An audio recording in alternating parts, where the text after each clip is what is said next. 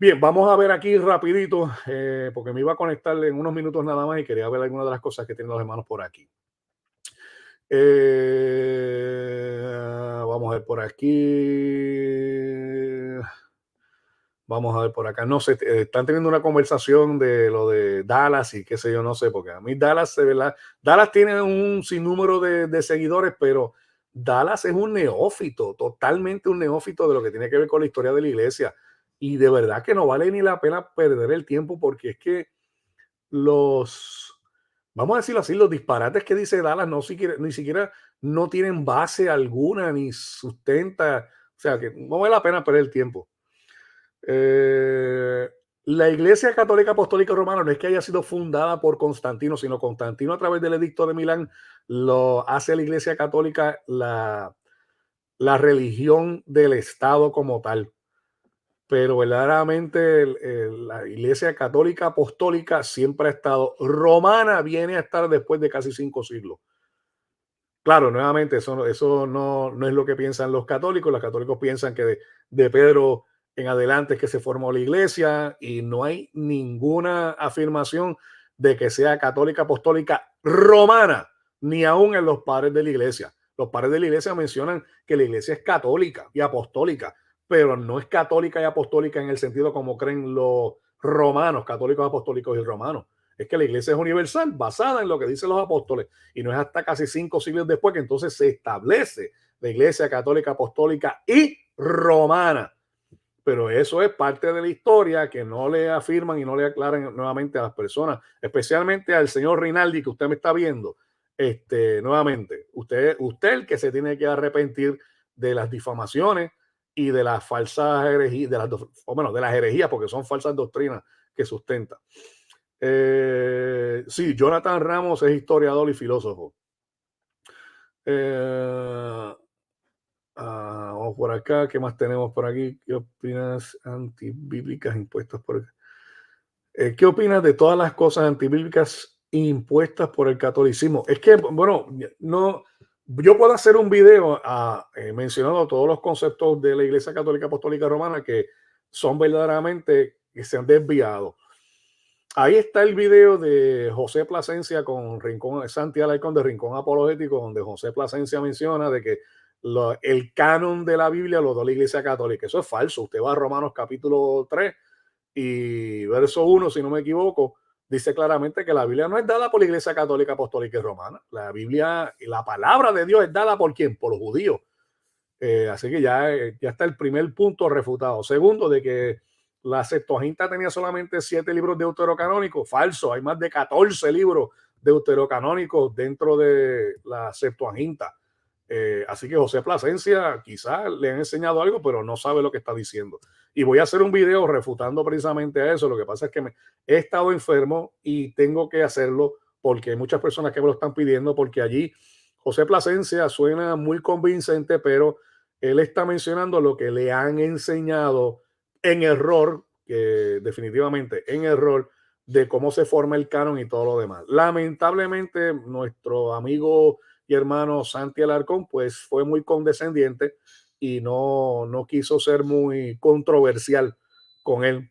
Y yo lo entiendo, estaba siendo un buen huésped, un buen anfitrión para no ofender al señor Plasencia, pero creo que se fue muy condescendiente en cuanto a eso y pues tengo que hacer un video refutando las mentiras, porque son mentiras, lo que estaba diciendo el señor José Plasencia.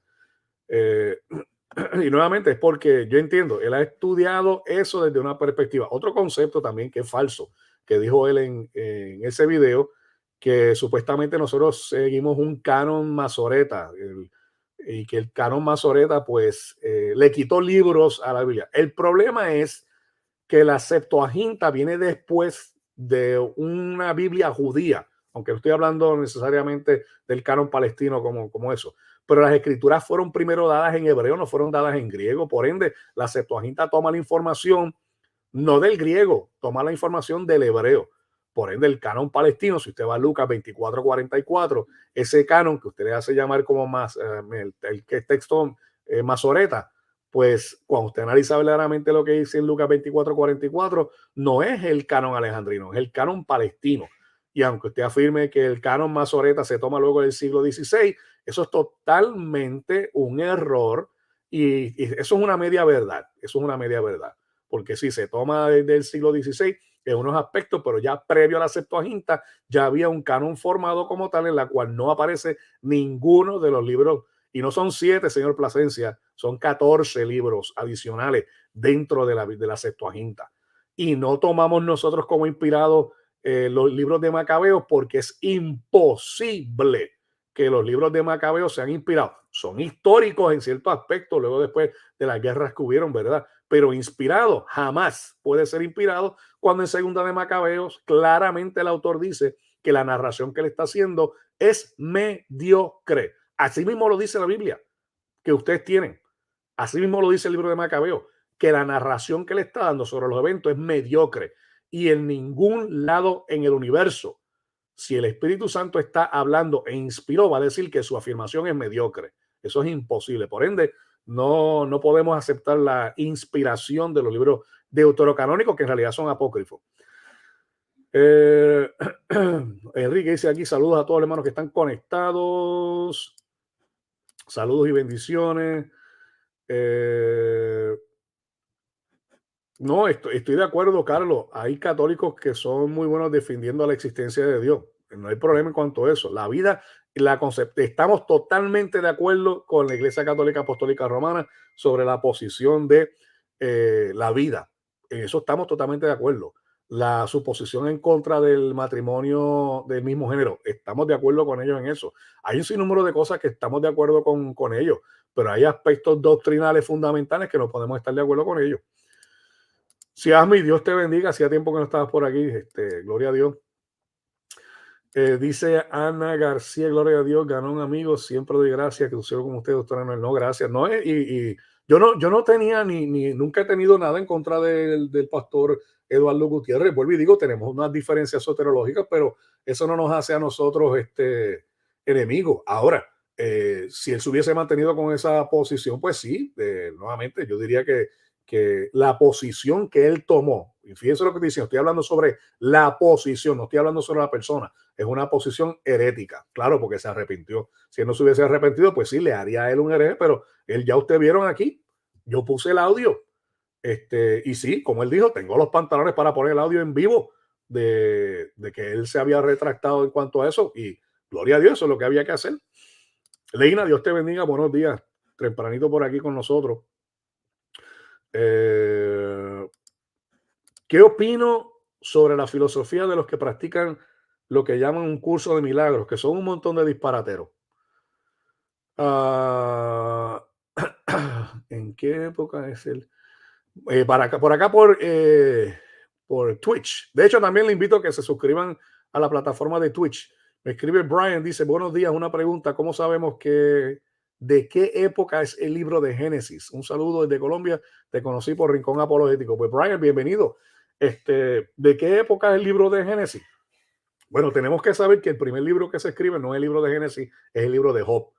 Y tenemos que darnos cuenta de que ya el pueblo de Israel ya estaba caminando por el área bueno, salió de Mesopotamia, estaba ya en Egipto y todo eso. Así que dependiendo cómo se fecha el éxodo, que fueron los escritos de Moisés, o sea, Moisés compila nuevamente todo lo que está sucediendo ahí. De hecho, también por ahí sale una teoría que se llama la teoría documentaria, lo cual es también una falsedad porque no se ha probado verdaderamente la teoría yavista, elogista, deuteronomista y sacerdotal para la autoridad del Antiguo Testamento. Pero en el caso de Génesis como tal, se narran eventos desde el principio, pero la redacción del documento es posterior a esos eventos. Por eso es que tenemos, por ejemplo, agnósticos que mencionan que las narraciones sumerias de la creación preceden a las narraciones de Génesis. Y en eso estoy de acuerdo. O sea, la narración escrita, cuando se documenta los sumerios, los libros sumerios y ¿cómo se llama? Las epopeyas, por ejemplo, la creación, los Upanishad. Tengo un video precisamente sobre eso. Y hace tiempo que no toco el tema, pero tengo un video en mi canal que se llaman los orígenes o algo de los conceptos sumerios de la creación. Pues sí, cuando viene un agnóstico, un ateo y nos menciona, bueno, pero es que se escribió mucho antes que la Biblia. Sí, pues, yo no tengo problema con que se redacte el documento, pero nuevamente no podemos negar una tradición oral que precede nuevamente a los escritos, aún los escritos sumerios. Y sabemos que habían personas del ámbito como Abraham, que viene precisamente de Ur de los Caldeos, que es de esa área de Mesopotamia o de la creciente fértil, en la cual muchas de estas civilizaciones pudieran haber escuchado de una manera oral los eventos de una creación. Que lo hayan tomado y lo hayan tergiversado, pues eso es otra cosa. Pero a mí el que el documento sea redactado posterior, eso a mí no tiene ningún problema. Así que cuando se escribe Génesis, se escribe posterior a los eventos, y dependiendo de qué arqueólogo o historiador usted tome en cuenta, va a ser si las fechas son 1400 o 2000 años antes de Cristo, y aún, perdón, 6000 años antes de Cristo, dependiendo nuevamente de cómo usted lleve ese calendario. Así que no se sabe a ciencia cierta, porque hay teólogos que ponen el éxodo con un faraón y otros teólogos que ponen el éxodo con otro faraón, y ahí más o menos es cuando se entiende que se documenta o se redacciona el documento como tal. Pero regresando aquí a la filosofía de los que tienen cursos de milagros, mire, eso es falso. En ningún lado, absolutamente en ningún lado en la Biblia usted va a encontrar que alguien tenía que tomar un curso para hacer milagros. Es más, en un momento se acercaron, un mago se acercó ante los apóstoles diciendo, lo que ustedes hacen, los milagros, yo quiero de eso. Y el apóstol, que le dijo, perezcas tú con tu dinero. Le dijo más, creo que le dijo hijo del diablo. La historia de Gilgamesh es la epopeya de el diluvio, pero la narración de la creación tiene otro nombre. No me acuerdo ahora. Déjame si en el archivo, en la parte de atrás, lo busco ya mismo y me acuerdo cómo es que se llama. Pues nuevamente, esos cursos de milagros, eso es totalmente y absolutamente falso. Esos cursos para ser profeta, también eso es totalmente falso. Mire, el llamado a profeta era un llamado dado a unas personas en específicas directamente por Dios. De hecho, de ahí también sale el llamado a lo que es el verdadero apóstol. Tiene que haber sido llamado directamente por Jesucristo, haber estado con Jesús desde el momento que él fue bautizado hasta que fue recibido arriba, y tuvo que haber visto a Jesucristo resucitado. Esos son requisitos de un verdadero apóstol. Así que estos que dicen que tienen cursos para hacer milagros y para hacer señales y prodigios y cursos para recibir dones, eso es totalmente y absolutamente falso. Dice por aquí Rolando desde Panamá, Dios le bendiga. Entonces es más importante quedar bien con... No es importante quedar bien con José Plasencia. A él hay que corregirle los errores que estaba mencionando, y de hecho él conoce algunos aspectos de la iglesia protestante, pero crea un muñeco de paja, porque yo estaba viendo un video de él refutando supuestamente a James White, y lo que él estaba mencionando sobre la iglesia reformada o de lo que creen los reformados no es verdaderamente eso. Así que él crea un muñeco de paja, destruye ese muñeco de paja, y la gente dice, ah, no, pues mire, tenemos que creerle a José Plasencia, ¿no? Y yo no estoy de acuerdo con lo que él dijo. Vamos por aquí. Devan, es su cumpleaños. Pues felicidades por su cumpleaños. Aquí ya, Devan, ¿cuántos cumple Devan? Desde el judaísmo se afirma que la Biblia está mal traducida. No, eso es falso, porque fueron precisamente judíos quienes escribieron la Biblia. Lo que dicen los judaizantes es que supuestamente fue influenciada por la iglesia romana y por el sentido helenista. Y no es que hayan sido mal traducidas. Eso lo dice una persona que no ha estudiado verdaderamente cómo es que se traduce la Biblia. Eunice, Dios te bendiga, está por aquí, Dios le bendiga. Vamos a ver por aquí. Una pregunta. ¿La congregación se puede hacer retiro para sumergir en oración por 2 días sin tomar agua ni alimento? Bueno, se puede hacer, porque eso se llama un ayuno y oración, pero todo depende de qué es lo que están tratando de buscar con ese ayuno y oración. Se puede orar, claro que sí, se puede orar bajo ayuno, se puede orar en ese sentido por 2 días, 3 días, 4 días, los días que la persona puede, pero sí, o sea, no le veo nada malo, pero había que cuantificar o calificar mejor lo que usted me está preguntando. ¿Puede hablar de las traducciones de la Biblia? Bueno, ¿de cuáles? De la cóptica, de la latín, de la vulgata, del griego al español, del hebreo al español, de arameo al español. O sea, hay un sinnúmero de traducciones porque recuerden que la Biblia fue, y cuando hablo de la Biblia estoy hablando nuevamente de la palabra de Dios, fue diseminada por diferentes lugares a través de todo el mundo de aquella época. No solamente se llevaron las cartas del apóstol Pablo o de los profetas desde todo lo que se conocía del Imperio Romano, desde prácticamente desde España completo hasta Egipto. O sea, cada lugar tiene nuevamente diferentes traducciones de acuerdo a los lugares que están. Y hay que hablar de traducción y hay que hablar de versiones también. Dice Emilio por aquí, doctor, ¿y cómo entra aquí el libre albedrío de Jesús? Yo creo que Jesús jamás pecó, pero la posibilidad ahí estuvo o no. No, porque aunque haya un libre albedrío, tenemos que entenderle que existe una concupiscencia, la cual en la unión teontrópica de Jesús, ¿verdad? Que tiene verdaderamente hombre y verdaderamente divino, él no posee una concupiscencia que le lleve a pecar. Por ende, libremente tenía libertad, pero le era imposible pecar, ya que no posee una concupiscencia pecadora. Y como no posee una concupiscencia pecadora, todos sus designios, todos sus pensamientos son para bien, perfectos, ¿verdad? Porque nuevamente no solamente es hombre, sino que también es Dios. Porque si decimos lo contrario, entonces estaríamos diciendo de que Dios tiene libre albedrío y que hay la posibilidad de que él peque. Eso es imposible de que Dios tenga la posibilidad o la libertad para pecar, porque si él tuviese la libertad para pecar, dejaría de ser Dios. Él simplemente no tiene esa libertad porque su esencia es totalmente y absolutamente perfecta para hacer el bien. Compren el libro del doctor, allí enseña sobre las prácticas erradas que hay en círculos religiosos. Ah, gracias, la verdad de la mesa. Sí, tengo un libro, está en Amazon. De hecho, yo le invito a que lo compre mejor en audio. Se llama Confrontando Falsas Enseñanzas, que está mucho más económico. Dice que filosofía judía dice que Pablo no sabía griego y que los evangélicos se contradicen. Filósofo judía, un filósofo, eso es falso. Pablo vivía nuevamente en una época que era helenista, en la cual todo tipo de mercadeo, aún para él vender sus propias tiendas de campaña, tenía que hacerlo en el lenguaje, en griego. Así que no hay duda en lo absoluto de que Pablo hablaba griego, hebreo y arameo. Eso sería negar nuevamente el contexto cultural donde Pablo se encontraba. Vanessa, Dios te bendiga. Buenos días.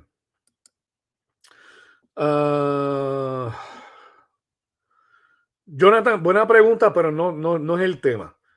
El libre albedrío sí existe, pero nuevamente, mire, el libre albedrío lo tendrían que definir nuevamente desde qué perspectiva. Hay personas que son arminianas que lo definen de una manera, hay personas que son reformadas que lo definen de otra. En el concepto reformado es que existe una libertad, pero no se es libre. Perdón, se es libre, pero no se tiene libertad.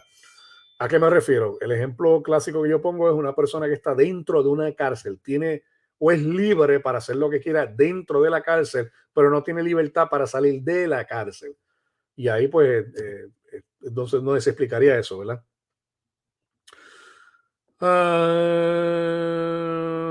Atahualpa, eso yo lo expliqué en la clase de teología sistemática, porque ese libro no aparece. Y recuerde, para que un libro sea canónico, tiene que reunir unos requisitos. Número uno, tiene que haber sido escrito por un profeta, un apóstol o una persona comisionada directamente por Dios. Y sabemos que esa persona no escribió ese libro porque ese libro data de más de 400 años después, no, 400 no, casi 1400 años después de la persona. Pues ese libro no era nuevamente, se hace referencia nuevamente a un libro como ese como tal, pero no existe ninguna evidencia, no estaba siendo circulado. En la Biblia se mencionan otros libros por ahí, pero no tenemos copia de ellos.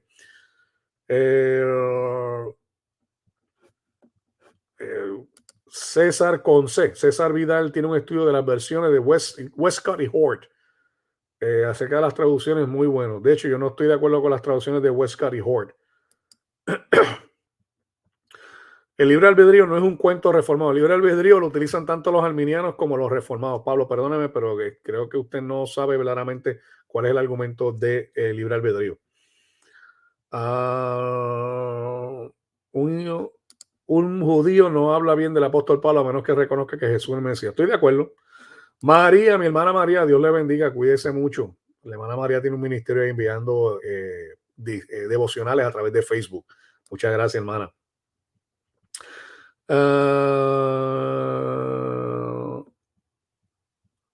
Bueno, exacto, la persona no es libre, no, la persona es libre, pero no tiene libertad. Eso tiene que entenderlo bien. Que hay la diferencia entre la filosofía cristiana y la filosofía que escribe Pablo en Colosenses. Filosofía, recuerde, filos, amor, sofía, el conocimiento, el amor al conocimiento. Y cuando se habla de filosofía cristiana, estamos hablando de un conocimiento cristiano. La filosofía que Pablo está hablando allí, nuevamente, y esto es otra evidencia que Pablo definitivamente conocía el griego, está hablando de la filosofía griega, en la cual se hablaba de eones, no se habla de la persona de Dios como tal.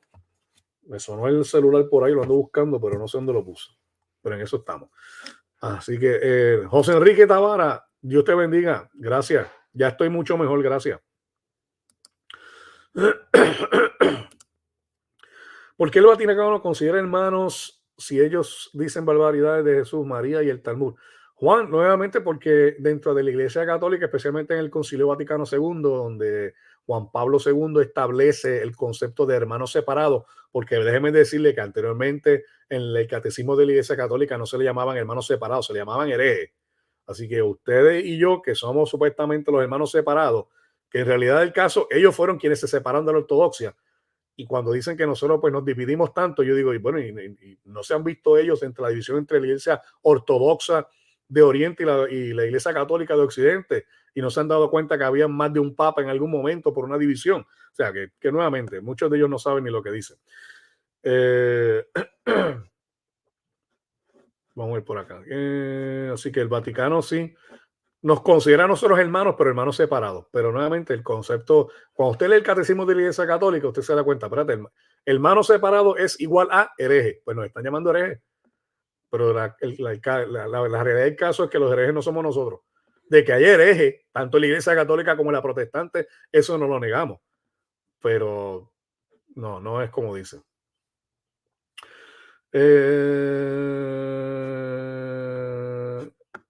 Estoy de acuerdo. Jonathan Ramos debate que no hay algo como filosofía cristiana. Exacto. Sí, desde una perspectiva dogmática, sí. Y sí hay filósofos cristianos. Estoy de acuerdo. Mara, Dios te bendiga. Tempranito en la mañana me estoy conectando porque estaba haciendo un video sobre una aclaración. Nuevamente, le invito a que vayan a ver el video desde el principio. Nuevamente, si el contenido del canal es de su agrado, regálenos un like. Suscríbanse al canal. Nuevamente, en este canal discutimos temas sobre teología, apologética y evangelismo. Y nuevamente, soy profesor adjunto del Seminario Teológico Bautista de la Universidad de Liberty en Lynchburg, Virginia. Estamos dando actualmente un curso de introducción a la apologética cristiana a través de Patreon. La información lo voy a poner en la descripción del video. Me encuentro mucho mejor. Gracias. Yulitza, Dios te bendiga. Claudia, también buenos días. De vez en cuando estoy tosiendo, pero estamos por aquí. Y estamos transmitiendo adjuntamente en la plataforma de Twitch, en Facebook, y también estamos en vivo a través de Facebook. Sí, Yulitza, estamos en vivo. Sí. Ahora los hermanos me preguntan, bueno, ¿estamos en vivo o es una grabación? No, Yulitza, estamos en vivo.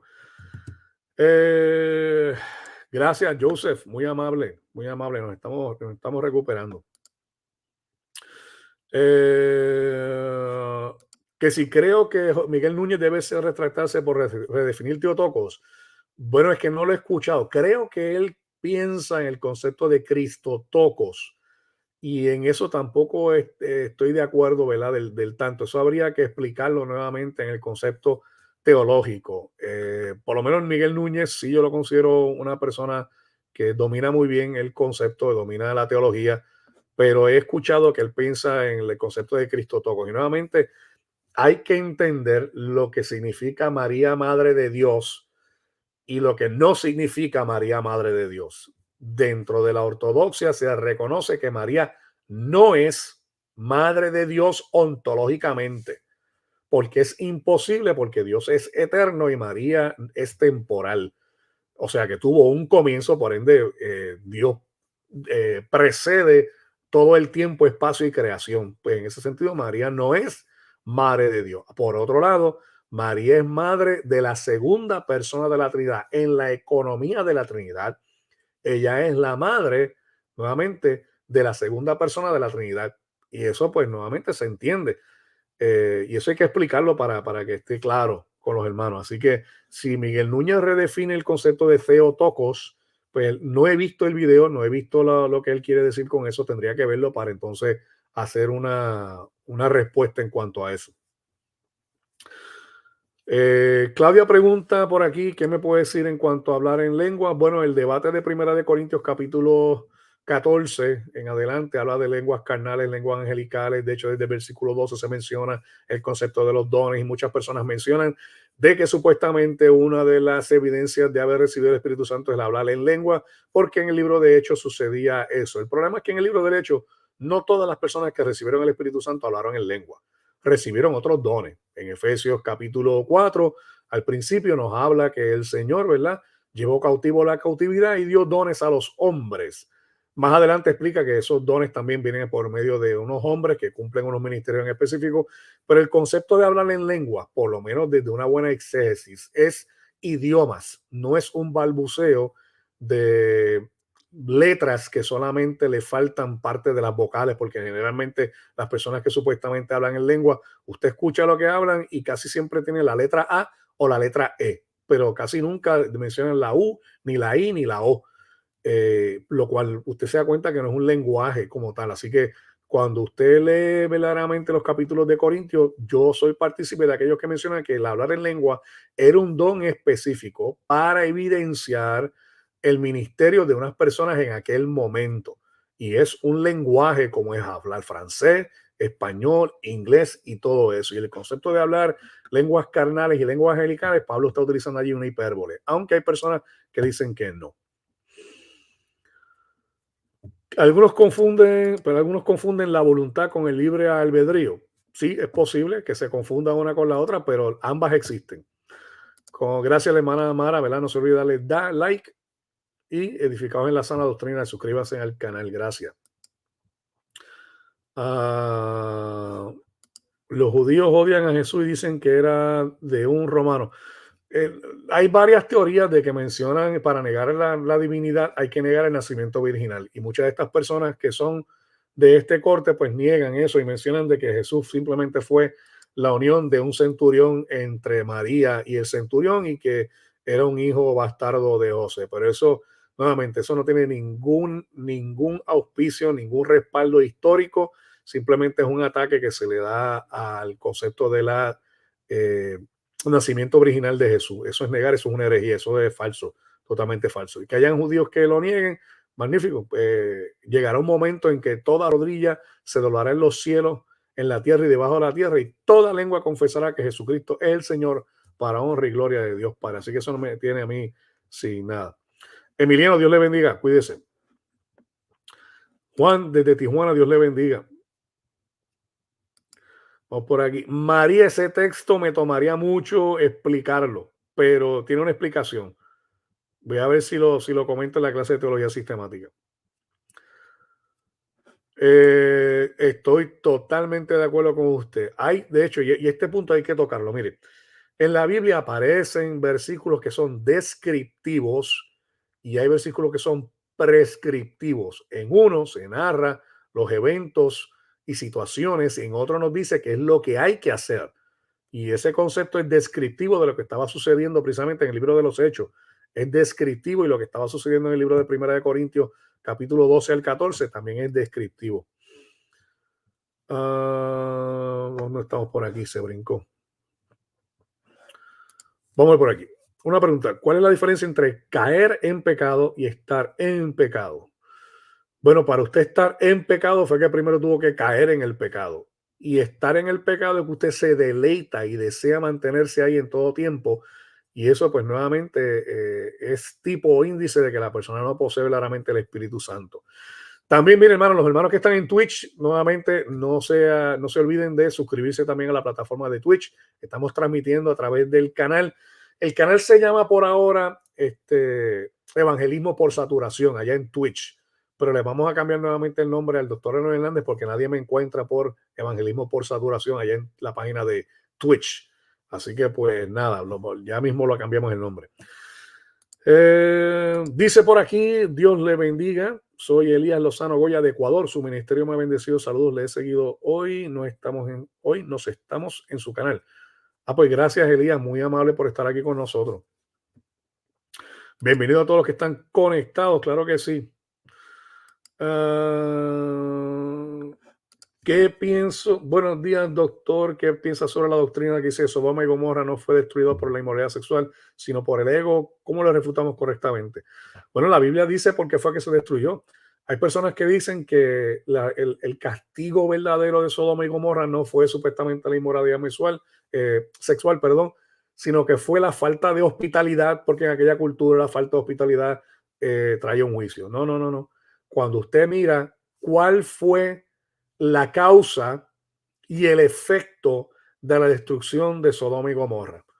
La causa fue, nuevamente, en el momento en que trataron de aprovecharse de aquellas dos personas, de aquellos dos ángeles, ¿verdad? Nos dice que, mira, después de esto ya, y de hecho ya Dios había visto la maldad de ese pueblo y envía a dos ángeles. Y en el momento que estas personas quisieron conocer a esos varones, entonces se lleva. ¿Cuál es el efecto de esa causa? El efecto es que dijeron, saca toda tu familia porque la vamos a destruir. Así que el que trate de decir de que simplemente fue destruido por el ego y todo eso, no entiende el contexto de por qué fue destruida Sodoma y Gomorra. Fue por la inmoralidad sexual. Eso está en el contexto totalmente bíblico ahí.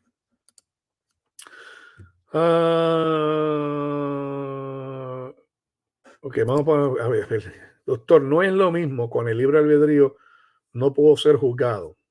Bueno, el que usted tenga libre albedrío no significa que va a ser juzgado. Es cómo usted actúa conforme a ese libre albedrío. Si se pone límite al libre albedrío, deja de serlo. No entiendo lo que me quiere decir. Existe nuevamente un libre albedrío. Hay una capacidad para escoger. Pero aquí donde tenemos que explicar esto bien. El libre albedrío está siempre atado a la concupiscencia de la persona. Por ende, Jonathan Edwards, que era un teólogo, mencionó claramente que la persona actúa conforme a la disposición mayor que posee. Si la disposición mayor que posee actúa libremente hacia esa disposición, lo hace libremente, pero su naturaleza es de esa índole. Por ejemplo, si usted le pone a un animal, por ejemplo, un perro, usted le pone comida de perro y le pone un pedazo de roca, ¿cuál de los dos se va a comer el perro? Bueno, su naturaleza es que obviamente va a irse a comer la comida de perro y va a rechazar también la roca como tal. Se la podrá poner en la boca o cualquier otra cosa, pero no se la va a comer porque no es su naturaleza el comer roca. Por ende, de igual manera, el hombre que tiene libre albedrío, pero está atado a una conciencia o a una concupiscencia y su mayor deseo actúa libremente en cuanto a eso. En el caso del hombre, dentro de la perspectiva reformada, tiene un libre albedrío, pero ese libre albedrío está atado ¿a qué? A una condición de muerte espiritual. Por ende, cualquier cosa que realice, lo realice nuevamente dentro de una naturaleza que tiene un espíritu que está muerto. Tiene nuevamente, y aquí es donde el aspecto tricotónomo y dicotónomo entran en la plausibilidad de la explicación de cada uno de ellos, pero eso es otro tema para profundizar en eso. No, Pablo, no se llama voluntad. De hecho, aquí dice la Biblia, porque los hombres de Sodoma y Gomorra eran malos y pecadores en gran manera contra el Señor. Exactamente. Vamos a ver por aquí. Luis Badillo nos pregunta, ¿qué piensa de la discusión teológica? Buena pregunta, Luis. Luis, usted estudia teología. Y sé que estudia teología nuevamente por las preguntas que hace. La teología sobre la eterna subordinación del Hijo en los últimos años. Bueno, hay un decreto eterno, nuevamente, y déjame buscarlo por aquí, porque quizás pueda utilizar, como lo define el doctor John MacArthur, en su libro de teología sistemática, donde lo puse. Que en el Salmo capítulo 6, pero el Salmo capítulo 2, verso 7, se habla de mi hijo eres tú, yo te he engendrado hoy. Y las personas lo toman como una perspectiva cronológica, pero allí no está hablando de una perspectiva cronológica, sino está hablando de un sometimiento, una subordinación voluntaria del Hijo en un contrato desde la eternidad. ¿Dónde fue que puse eso? Déjame buscarlo para leerlo directamente porque no quiero mencionar palabras fuera de contexto. Y lo tengo en el libro de Teología Sistemática. Que esa es muy buena pregunta, Luis. Eso es una excelente pregunta. Pero ¿dónde está? ¿Quién me cogió el libro de Teología Sistemática? Mírenlo allá, miren, me lo cambiaron de lugar. Discúlpenme que le dé la espalda, pero lo voy a buscar aquí rápido. Déjame ver dónde era que estaba eso para buscarlo, porque esa es una pregunta excelente. Paola, Dios te bendiga, te vi por ahí. Vamos a ver por aquí. Y eso se estudia precisamente en la cristología. Vamos a ver por acá. ¿Dónde está? Bien. Dice, la engendración de la que se habla en el Salmo 2 y en Hebreos 1 no es un acontecimiento que tenga lugar en el tiempo, aunque a primera vista las escrituras parecen emplear una terminología con matices temporales, cuando dice te he engendrado hoy, ¿verdad? El contexto del Salmo 2, verso 7, se refiere a la seguridad, al decreto eterno de Dios. Es razonable concluir que la engendración de la que habla el Salmo 2 es también algo que pertenece a la eternidad y no a un momento en el tiempo. El lenguaje temporal debería, pues, entenderse como figurado y no literal. Y eso, pues, nuevamente, cuando habla del engendramiento, habla también de ese concepto de una subordinación del Hijo hacia el Padre. Ahora, nuevamente, cuando se habla de una subordinación, hay que entender claramente que eso no lo hace menor en esencia a Jesús, porque, por ejemplo, ontológicamente, mi jefe, yo me subordino a él, pero él no es más humano, él no es más hombre que yo. En esencia, mi jefe es igual de humano, igual de hombre que yo, y no hay ninguna diferencia, estamos al mismo nivel ontológicamente. Por ende, en el concepto de la ontología de Dios Padre, Dios Hijo y Dios Espíritu Santo, ontológicamente están al mismo nivel. Pero en la economía, lo que se conoce como la economía, sí existe una subordinación establecida a través de muchos créditos. De hecho, en el concilio de Constantinopla en el 381 se habla también de ese concepto. Así que, Luis, el tema es de debate, pero sí se estudia dentro de la teología sistemática. Pero excelente pregunta. Gisela nos pregunta aquí si estamos muertos para la ley, ¿por qué debemos cumplir entonces? Giselle, porque existen dos conceptos de la ley. Hay un concepto de la ley moral de Dios, la cual es vigente en todo momento. ¿Por qué? Porque la ley moral de Dios refleja, no solamente a través de los atributos de Dios, sino reflejan la naturaleza de quién es Dios. Pero aquí estamos muertos a qué ley? A la ley ceremonial. No tenemos que no tenemos que hacer una circuncisión literalmente. Yo no tengo que seguir las fiestas solemnes para ser salvo, ¿verdad? Yo no tengo que seguir nuevamente los designios del libro de Levítico, las 613 leyes de Levítico. No tengo que seguirlas porque estamos muertos para esa ley. Ahora, en cuanto a la ley moral de Dios, los 10 mandamientos, sí estamos y tenemos que cumplirla nuevamente porque esa ley refleja los atributos y el carácter de quién es Dios. Yo pregunté en la clase de teología sistemática, ¿por qué matar es malo? O sea, matar es malo porque lo dice la Biblia o la Biblia lo dice porque matar es malo. Y todo el mundo me contestó un sinnúmero de preguntas y todo eso. Bien, y no se dieron cuenta de que matar es malo y la Biblia lo dice porque matar es malo, sí, pero la esencia de por qué eso es malo es independiente a la escritura. ¿Por qué? Porque antes de que la escritura fuera, como quiera que sea, matar era malo. ¿Por qué?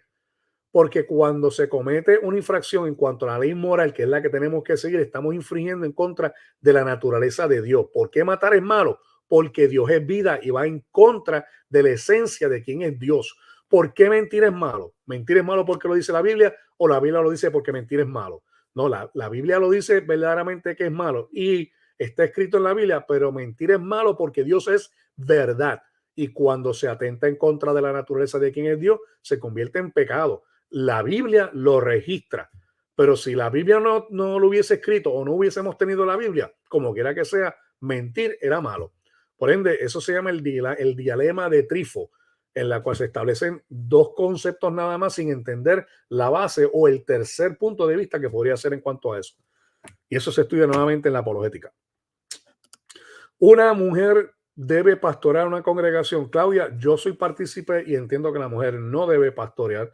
Y hay un sinnúmero de razones en cuanto a eso. De hecho, yo tengo un video, voy a ver cómo lo sumo al canal, que dura 3 horas explicando el concepto complementario y el concepto egalitario. Y eso hay que entenderlo nuevamente porque las personas dicen, no, pero usted le está negando un ministerio a la mujer. No, nosotros no estamos negando un ministerio a la mujer. Lo que estamos negando es que sea pastora. No existe en la Biblia un ministerio concurrente de ninguna mujer que fuera pastora. Y es falso lo que dijo el señor Miguel Sánchez Ávila de que supuestamente Febe era ministra. Cuando usted analiza ese versículo en el griego, yo lo analicé refutándole a ese señor, cuando usted analiza el griego, la palabra que utiliza allí para ministra es ministra en función de hospedadora, no ministra en función de predicadora ni pastora. Cuando Pablo va a dejar ancianos, no deja ancianas, y después lo que hace es que explica que sí pueden haber ancianas como diaconisas, que son servidoras, pero no en el carácter para pastorear una congregación como tal. Y Pablo utiliza el argumento desde no solamente las cartas de Pablo, él lo lleva directamente hasta la creación. Y cuando se habla allí de que la mujer no hable en público, no tiene que ver nada con la cuestión del pastorado. Así que muchas personas traen el concepto diciendo, ¿pero y qué hacemos con Débora? Bueno, sí, juez, pastora, no. ¿Y qué hacemos con Miriam? Profetiza, sí, pastora, no. ¿Y qué hacemos entonces con las hijas del profeta en el Nuevo Testamento? Profeta, sí, pastora, no. ¿Verdad? Y una cosa es profetizar en el aspecto técnico, otra cosa es pastorear. Son dos cosas diferentes. Así que no, la mujer no debería pastorear. Ese ministerio está dado nuevamente, no solamente por los requisitos en Primera de Timoteo y Tito, marido de una sola mujer. Y dice, no, pero allí lo que está hablando es obispo. Mire, en el griego está la palabra episcopón poimen y presbúteros, anciano, pastor y obispo. Las tres palabras son intercambiables en el griego y son sinónimos la una con la otra y definen a la misma persona. Y así que en el concepto de los requisitos para un pastor tiene que ser marido de una sola mujer. No hay manera de darle vuelta a eso. Vamos por aquí, súper tarde llegando. No, Paola, está temprano, estamos tempranito aquí, ya vamos por 1 hora, pero de todas maneras. Rolando el libro de teología sistema del pastor John MacArthur. Sí, es un poquito sencillo. Me gusta porque el libro del MacArthur me gusta porque utiliza muchos versículos bíblicos, pero es un poquito sencillo. Para teología sistemática, Erickson Miller, Elmer Towns son muy buenos. Leo Garrett son muy buenos. El de MacArthur es un poquito más avanzado de sencillo. El más sencillo es de Carlos Riley. Dice, así es, profesor. Ah, bueno, ya sabía yo que estaba estudiando. Usted está estudiando teología. En Liberty, mi clase de teología sistemática, el research purchase fue en la eterna subordinación y me fui por el área tradicional. Luis, me hubiese gustado, usted lo publicó en Liberty Commons. Si lo tiene en Liberty Commons, deje saber para yo buscarlo y leerlo, porque me gustaría. De hecho, si usted quiere leer mi disertación, está allí en Liberty Commons. Así que un abrazo. Si está estudiando en Liberty, está en buen seminario. Mira, Andrés, sí, Andrés, ¿qué libro yo recomiendo para estudiar teología sistemática? Mire, hoy por hoy no he dado la clase con el libro de Wayne Grudem, pero lo veo bastante bueno. Yo creo que el mejor libro de teología sistemática hoy por hoy es este que está aquí, pero está en inglés. Bueno, yo lo tengo en inglés, no sé si está en español. Este que está aquí. Se llama Teología para Hoy del doctor Elmer Towns, que es el cofundador de la Universidad de Liberty. De hecho, fue mi maestro. Las mejores clases que yo he tomado en Liberty. Yo no creo que esté dando clase ahora porque él debe tener como 90 y tantos años. Pero, Luis, si usted puede, si doctor Towns está dando una clase y la puede tomar, coge una clase con el doctor Towns, que eso es tremendo siervo de Dios. Pero bien, ¿qué libro yo recomiendo? Mire, está el libro de Berkhoff, el libro Teología Sistemática de Berkhoff es bueno.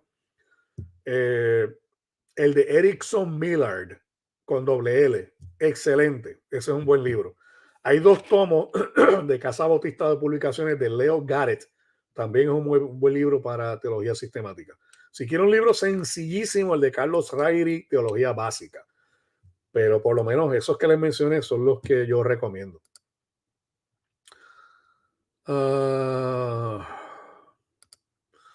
Si el Señor Jesús dijo que nadie subió ni descendió al cielo, ¿qué piensa de Enoc y Elías fueron llevados al cielo?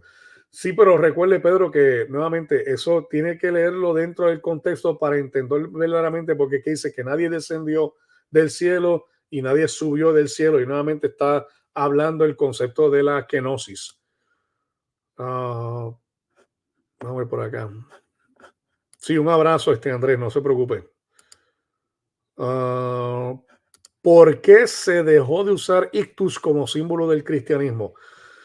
La verdad no sé por qué fue que se dejó, pero ictus es un acrónimo precisamente para hablar de la persona de Jesucristo. Jesucristo, rey de los judíos, ¿verdad? Y se utiliza un pez porque la palabra ictus en griego, para pez en griego es ictus. Y si usted utiliza la palabra ictus en griego, pues es el acrónimo para hablar sobre Jesús como Dios. Vayan si no suben. Si no, excelente. Excelente con el doctor Stephen Ladd, muy buen teólogo.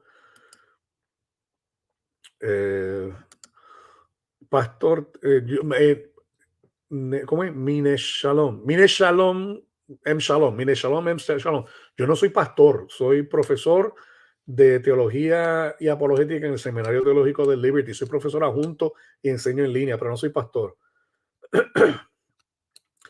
Una pregunta, yo comparto textos, ¿es malo? No soy pastora ni nada, solo por dar a conocer la palabra de Dios. A la mujer no se le prohíbe evangelizar ni llevar el mensaje del evangelio. Eso no es una prohibición. El pastorear es otra cosa, pero no se le prohíbe. Y usted puede compartir textos nuevamente, pero en el enseñar se ejerce dominio sobre una persona. Por eso Pablo menciona claramente de que si va a enseñar a las más ancianas. De hecho tenemos, este es el libro de la doctora Damaris Hernández y esto es el libro de la clase de Ruth. Está disponible en Amazon y el enlace está en la parte de abajo. Y también para ayudarla allá en el ministerio, ya tiene otros libros que se llaman, ¿verdad?, Apuntes de la Biblia, y esto es para hacer apuntes. Y también están este otro tipo de libros que son libros de apuntes. Si usted quiere cooperar con el ministerio de ella, con el ministerio de damas, esas damas enseñan a otras damas. Pues los libros los pueden conseguir a través de Amazon. Si usted escribe La providencia de Dios en tiempos difíciles, La providencia de Dios en tiempos difíciles, escriba doctora Damaris con Y, PhD, o Damaris Hernández. La encuentra en Amazon, puede conseguirlo, muy bueno. Este es el libro que se utiliza para el estudio de la clase de Ruth, que comienza el 21 a las 10 de la mañana, hora de Nueva York, para todas las damas. El libro de Gruden sí está en español. De hecho, mírelo aquí. Teología Sistemática de Wayne Gruden. Está, y este libro es pequeñito, tiene como 1400 páginas. Así que los que van a estudiar teología sistemática con nosotros ahora a través de Patreon, por favor, recuerden que esto es un maratón. Estudiar teología no es una carrera de 100 metros. Estudiar teología le va a tomar a usted por lo menos 1 año y medio. Así que si usted se mete a Patreon, esté allí con el concepto de entender de que posiblemente va a estar estudiando por 1 año y medio. La clase de teología sistemática en Liberty University vale como $3,000 y usted no va a pagar eso acá. Y es la misma clase que yo doy allá, la doy acá. Pero es a través de Patreon. Pero sí, recuerde, 1400 páginas de teología sistemática más lo que hay que enseñar aparte a cuanto a eso, no se cubre en 3 meses. Así que he tenido personas que me dicen, quiero estudiar teología con usted. Amén, venga y estudia a través de Patreon. Pero tuve personas que pues por alguna razón u otra, y se entiende, estuvieron 1 mes y después se salieron. Pues claro, es que esto es un maratón. Esto usted no va a estudiar teología sistemática en unos meses nada más. Usted, teología sistemática mínimo le va a tomar 1 año de estudio completo. Luis, claro que sí, déjeme repetirlo. Mire, está el libro de Elmer Towns yo no sé si está en español, se llama Teología por Hoy. Está el libro de Wayne Gruden, que es se llama Teología Sistemática de Wayne, mira, está el nombre de la persona, Wayne Gruden. También está el libro de John MacArthur, que es un poco más sencillo, Teología Sistemática de John MacArthur. También está el libro de Carlos Hodge, y también está el libro de Charles Riley, Teología Básica. También están los 2 tomos de Casa Bautista de Publicaciones de Leo Garrett, Garratt. Se llama Teología Sistemática, tomo 1 y tomo 2. Y también está el Teología de Perlman. Y otro también que estoy recomendando que es, mire, son estos, no se me vayan. También para estudiar teología están estos libros de Joel Beeke y Paul Smiley. Teología sistemática, pero ya sí, este es un enfoque mucho más reformado. El de Elmer Towns es un enfoque amiraldiano. El de teología sistemática de Gruden es reformado. El de Leo Garrett es amiraldiano. El Charles Hodge, reformado. Sí, que todo depende también qué tipo de teología usted pues quiere seguir. Bravito, gracias. Sí, estamos en vivo y en directo. Gracias. Muy, muy amable, gracias. De esa manera coopera con el ministerio. Dice por aquí, ¿qué dice? Doctor, yo he comprado los libros que recomendó. Qué bueno, son muy buenos. Gracias, gracias. Teología Sistemática 2 edición es lo que se vende aquí. No sabía. Vamos a ver por aquí. Profesor me pregunta, recomiendo el Doctor of Ministry. Yo quiero hacer el PhD en Theology, en Apologetics, pero no lo ofrecen online. De hecho, yo hablé con Gary, bueno, yo le llamo Gary, pero el doctor Gary Habermas. Y yo le dije, ven acá Gary, me gustaría entrar en el PhD de Apologética y Teología. Y me dice, no, usted no cualifica. Y yo le dije, pero ¿y cómo va a ser si yo doy clase en el seminario? Y me dice, no, para cualificar, usted tiene que haber publicado por lo menos 3 libros de teología o apologética. O sea, para entrar en el programa PhD de Teología y Apologética del Liberty, usted tiene que ser casi un erudito. Y yo dije, pues no hay problema, nada. Y le digo, pero Harry, yo tengo un doctorado. Me dice, no, pero no tienes 3 libros de apologética ni 3 libros de teología sistemática. Así que pues es bien difícil. Si usted puede entrar, gloria a Dios. Pero no todo el mundo entra en el PhD de Teología Apologética del Liberty. Ahora, usted puede hacer el doctorado en ministerio y dentro del doctorado en ministerio puede tomar una especialización en teología o una especialización en apologética. De hecho, la mayoría de los cursos que se tocan en el PhD los dan también dentro del deeming del doctorado en ministerio, y entonces pues usted puede tener un doctorado en ministerio con una especialización en teología y apologética, que fue lo que yo hice. Y mi disertación, mi tesis, fue en apologética. Desarrollé un método de cómo se puede utilizar los diferentes estilos de apologética de acuerdo a la pregunta. Y pues ahí fue que me aprobaron entonces la tesis. Pero si puede un PhD, dependiendo de lo que quiere, si usted quiere dar clase en un seminario a tiempo completo, pues el PhD. Si quiere dar clase en un seminario a tiempo parcial, pues entonces el doctorado del ministerio. Pero lo importante, Luis, es que usted está estudiando en un seminario que es acreditado por ATS. Eso es lo más importante, que usted no está estudiando en Guachapita Seminary, ¿verdad? No, usted cuando se gradúe de ahí, usted va a tener un doctorado con todos los honores y es validado en cualquier país del mundo porque está acreditado. Y eso es bien importante, así que le felicito. Tiene los 3 de Vicky y los 3 de Hodge. Claro, pues, perfecto. Llegué súper tarde, no me imagino de todo lo que me perdí. Bueno, hemos hablado de varias cosas, sí, pero la esencia del programa de hoy era nuevamente exponiendo públicamente lo que dijo el pastor Gutiérrez. Y él se retractó de su posición y por eso lo apoyamos y por eso ahora, pues mire, no tenemos problema con eso. Y no tengo, Ariel, lamentablemente, bueno, yo no diría neutral, porque son neutrales.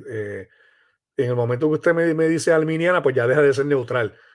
Pero no, la teología no va a encontrar una teología que sea semi-arminiana o semi-reformada, porque son dos ámbolos del péndulo. Bueno, déjeme retractarme en eso. No necesariamente, pero lo más cercano quizás es el de Leo Garrett, porque son amiraldianos. ¿Qué me refiero del amiraldianismo? El amiraldianismo, pues creen en la seguridad de salvación, pero no creen que el sacrificio sea limitado. Ellos creen en un sacrificio ilimitado. Por ende, se llaman calvinistas de 3 y 4 puntos, que es lo que son generalmente los bautistas del sur. Y Leo Garrett es bautista del sur. De hecho, Dallas Theological Seminary son bautistas del sur. Así que si fuésemos a decir lo que está más entre medio, pues son los de Leo Garrett en cuanto a eso. Pero con todo y eso siguen siendo desde la perspectiva de la seguridad de salvación. Apologeta de la fe, dice Huepa, Dios le bendiga. Ariel González, exacto, Paola, usted tiene toda la razón. Lamentablemente, la mayoría de los teólogos conservadores van a ser reformados.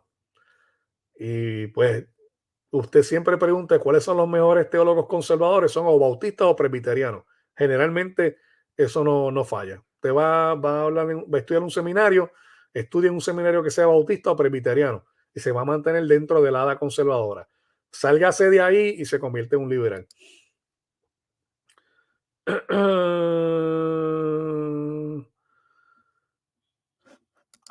¿Sobre qué? No recuerdo. Quizás se perdió en el spam. El pastor Will que puso eso. Pues mire, pueden ir a ver lo del pastor Will allá en el canal. De hecho, nosotros vamos a estar, Dios mediante. Ahora en el mes de octubre, nosotros vamos a estar viajando a España. El pastor Will Graham va a estar dando unas conferencias y yo voy a estar dando unas conferencias en la iglesia Palabra Viva Navarra. De hecho, vamos a querer utilizar una iglesia del hermano de uno de los pastores, y allá con el pastor Julio Torres y Ariel Romo, este servidor y el pastor Will Graham, perdón, vamos a estar dando unas de ponencia y luego vamos a estar haciendo, Dios mediante, una sección de preguntas y respuestas. Así que para el mes de octubre, Dios mediante, vamos a estar compartiendo con el pastor Will Graham en España. Yo voy a tratar de grabarlo para que ustedes tengan ese video aquí. Invité a Santiago a ver si quería ir con nosotros, pero todavía no me ha respondido y tenemos que ver si encontramos espacio, ¿verdad? Hasta ahora, porque está bastante lleno. Vamos a ver por aquí. Ana dice: yo voy a estudiar teología, primero Dios, me estoy poniendo las pilas para poner red wifi o wifi y empezar a estudiar. Ahora estudio con sus videos la cristología. Wow, amo esos estudios. Ana, qué bueno, gracias. Mire, yo trato de poner a veces una sinopsis de lo que estamos cubriendo en la clase de teología sistemática en mi canal.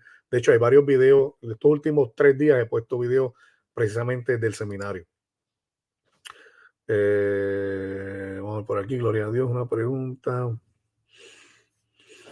Que si una pregunta, ¿queda fijo este vivo? Porque sí, Dimar, sí, este en vivo queda ahí.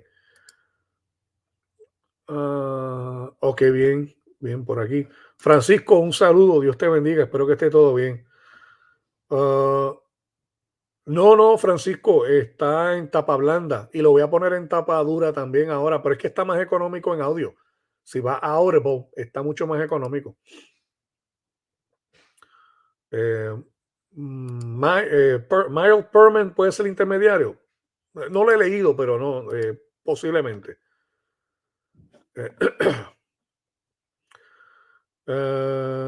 Ángel Torres está por ahí. Un saludo, Ángel Torres.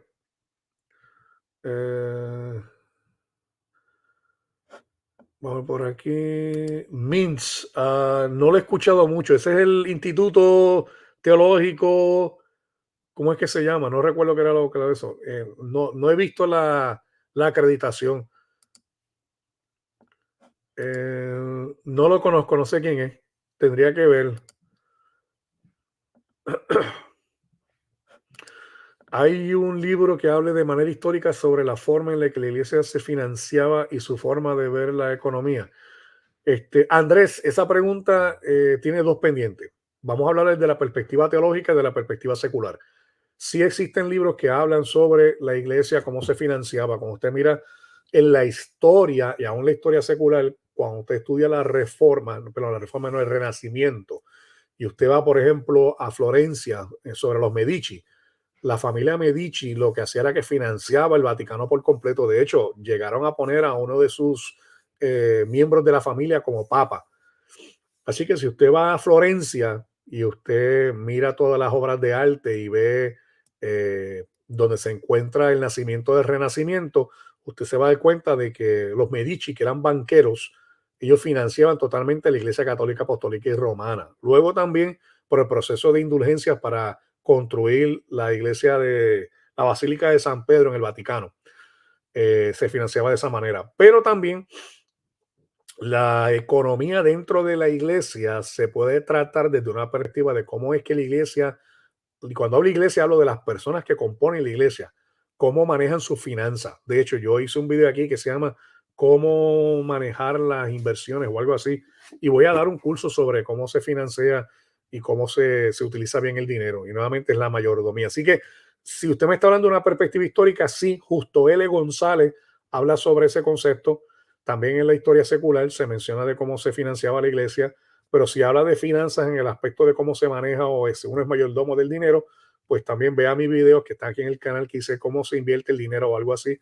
Y estábamos contestando de cierta manera al pastor Juan Manuel Vaz porque eh, el pastor Juan Manuel Vaz pues hizo en un momento unos comentarios sobre invertir en bolsa y pues yo estaba mencionando que quizás era que él no conoce el tema y pues estaba explicando cómo es que funciona verdaderamente el sistema de invertir en bolsa. Desde Argentina, gracias, Lat, muy, muy amable. Dice Omar, hace mucho tiempo estudié en un instituto de teología, pero era la escuela dispensacionalista y ahora que he abierto los ojos hace tiempo, me gustaría estudiar en otro instituto no dispensacionalista. Pues yo le invitaría a que vaya a, que no sean dispensacionalistas. Ah, no sé si RTS son amilianistas. Generalmente los reformados son amilianistas. Muy pocos preteristas progresivos. La mayoría de las iglesias son dispensacionalistas en cuestiones de escatología, pero eso es más bien algo periferal. Usted puede encontrar un buen seminario y aprender todas las posiciones. Su cita desde la República Dominicana, Dios le bendiga. Dice por aquí, bendiciones hermanos, bendiciones para todos ustedes, Dios le bendiga. Doctor, hablando con una hermana de mi iglesia me dijo, hay unas canciones que tocan ustedes que no tienen el fluir del espíritu, pero eso me parece muy místico. ¿Qué opina usted? Bravito, estoy totalmente de acuerdo con usted. Eso del fluir del espíritu suena místico. Y claro, entendemos porque es que miren nuevamente, llevamos arrastrando un lenguaje dentro de nuestras iglesias que tenemos que empezar a modificar para que no se malinterprete. Deja que el Espíritu se mueva o permítele al Espíritu Santo que te toque. Son conceptos que son verdaderamente que hay que cambiarlos porque el Espíritu Santo es una persona que es soberana y no depende de nuestro permiso, nuestras acciones para que se mueva o haga lo que él quiera dentro de una iglesia. Y claro, todo dentro de un orden, porque donde está el Espíritu de Dios siempre hay un orden. ¿Cuál de las tres membresías hay que pagar para estudiar teología reformada? Mi Ángel, si usted está hablando de estudiar teología con nosotros en Patreon, es en calidad de teólogo. José Manuel Sierra está en los Estados Unidos y ayer estuve en Atlanta. Hoy llegaba a la Flor. ¿Dónde? ¿Dónde va a estar? Sí, me encantaría conocerlo personalmente. Él es un buen pastor y domina muy bien es buen predicador. Vamos a ver por acá. ¿Tan malo es el dispensacionalista? No, yo sé, no es malo. El dispensacionalismo es una posición alterna escatológica. El problema con el dispensacionalismo es que la iglesia nunca predicó el dispensacionalismo hasta el año 1897-98 por una concepción que tuvo un señor que se llama Jonathan Darby. Y pues nuevamente, generalmente si algo es nuevo, no es bíblico, y si algo es bíblico, generalmente no es nuevo. Y vuelvo y digo, la iglesia nunca predicó el dispensacionalismo hasta que vino Jonathan Darby y luego se plasmó en la iglesia, en la Biblia de Scofield, y luego una persona como Dwight Pentecost lo diseminó en el seminario teológico de Dallas, y de ahí todo eso tomó como fuego y llegó a todas las iglesias, y ahora la mayoría de las iglesias son dispensacionalistas. No es que sea malo, lo que pasa es que la iglesia nunca enseñó eso. Paola dice, últimamente he estado meditando sobre eso, de cómo ese pensamiento raya en la blasfemia. Piensan que el Espíritu Santo es una energía, exactamente, que debe ser activado, que la gente debe llorar. Paola, estoy totalmente de acuerdo con usted. El Espíritu Santo no es una energía, ni fluye como si fuese una corriente eléctrica. Eso es, vuelvo y digo, el lenguaje que tenemos que ir modificando. Yo necesito ese estudio de ser buen administrador. Ana, claro, no, es de todo. Yo no sabía cómo invertir en bolsa hasta que me empecé a juntar con estos pilotos que son millonarios, porque la mayoría de los pilotos son millonarios. Yo no he llegado todavía a ese momento, pero nuevamente los salarios de pilotos son salarios que son muy buenos. Eh, y pues las compañías invierten directamente en bolsa en los planes de retiro de los pilotos. Así que yo conozco pilotos ahora mismo. De hecho, tengo un compañero que se retiraron el día 29, que se retira con 1.5 millones de dólares de su carrera. Y tengo un compañero que es mucho más joven, que tiene ahora mismo, creo que son 46 años, y tiene en su cartera 2.7 millones de dólares. Se va a retirar como con 4 más o menos. Así que pues yo preguntándole en la cabina a estas personas que son millonarios, yo le pregunto, ven acá, ¿cómo usted hizo su millón? Y dice, bueno, yo invertí en bolsa por un periodo mínimo de 10 años y lo utilicé de esta forma, de esta forma, de esta forma, y ahí yo aprendí lo que eran fondos mutuos, lo que son los ETF, lo que es comprar arriba o comprar abajo, vender corto, vender largo, qué carteras uno debe realizar, qué son los dividendos, cómo opera todo eso. Y eso pues yo más o menos lo mencioné en un programa en mi canal, y estoy pendiente para hacer un curso de cómo invertir nuevamente, pero de una manera que la persona sepa administrar bien el dinero. Porque ahora mismo, si usted tiene el dinero en el banco, usted está perdiendo dinero porque la inflación le está llevando el dinero. Un 8% de la inflación está ahora.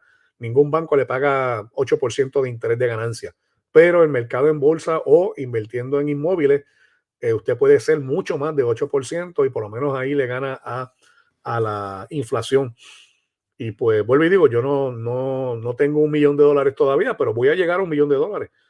Eh, Me pregunta por aquí, Nelvin, ¿cuál es el salario mínimo de un piloto? Eso depende, Nelvin. Yo llevo ya 25 años como piloto profesional. Un piloto comenzando ahora de la nada, aquí en los Estados Unidos, el primer año no cobra mucho. El primer año cobra entre 40,000 y 75,000 dólares al año, con unos bonos de 20,000 dólares ahora porque no hay piloto. Pero una vez que ya se hace primer oficial de aviones de turbina, no debe cobrar menos de 125 a 150,000 dólares al año. Ya un capitán, un capitán lo menos que cobra hoy en día en una línea aérea en los Estados Unidos de volando aviones jet o los de turbina, no debe cobrar menos de 180,000 dólares al año. Tengo compañeros que hacen 400 y 500,000 dólares al año, pero esa gente está todo el día volando. Yo no voy a estar todo el día volando.